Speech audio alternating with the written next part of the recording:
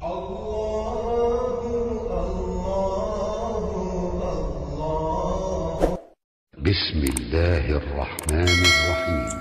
లతీఫ్ 22 అల్ లతీఫ్. అల్ లతీఫ్ కూడా అల్లాహ్ పవిత్ర నామాల్లో ఒక నామం.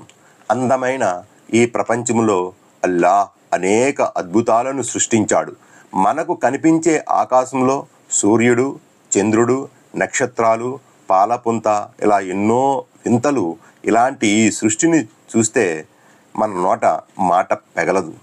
భూమి పైన ఎన్నో రకాల వృక్షజాలాలు, జంతుజాలాలు ఉన్నాయి. వివిధ ఫలపుష్పాదులున్నాయి.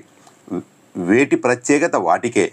భూమి పొరల్లో లభించే బంగారం, వెండి, వజ్ర వైఢూర్యాలు, ఇలా ఎన్నో వెలకట్టలేని సంపదలున్నాయి.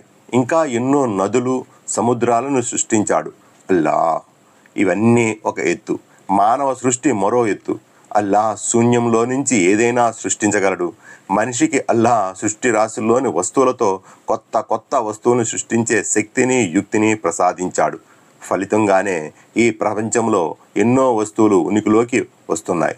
అందం అనేది 2 రకాలు. ఒకటి బాహ్యపరమైనది, రెండవది అంతరంగమైనది.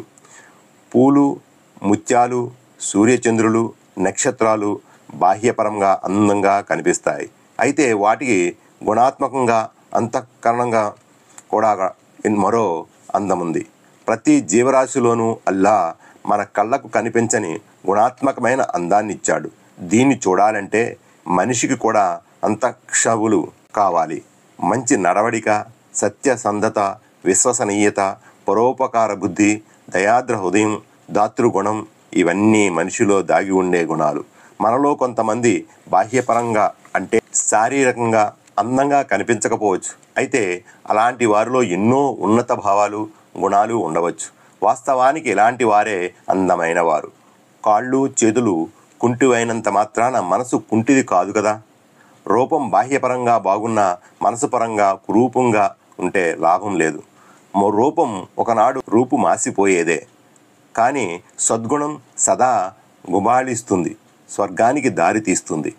అల్లాహ్ ఆరాధనలోనే అసలైన అందం దాగి ఉంది. ఆయన పట్ల విశ్వసనీయత కలిగి ఉంటే చాలు, మనకు అందం, ఆహ్లాదం రెండూ లభిస్తాయి. ఒక మనిషి బాహ్యపరంగా అందంగా ఉండి కూడా చెడుగా ప్రవర్తిస్తే సమాజం అతన్ని క్షమిస్తుందా? లేదు. అలాగే అల్లాహ్ వద్ద కూడా మన గుణాల వల్లనే మనకు విలువ, స్వర్గం ఇవ్వబడుతుందే కానీ మనకు రంగు, రూపుల వల్ల కాదు.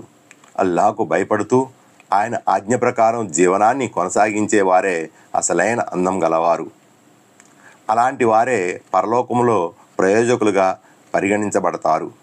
ఇలాంటి వారి కొరకే మన మాటలకు, ఊహలకు అందని అందమైన స్వర్గం అలంకృతమై ఉంది.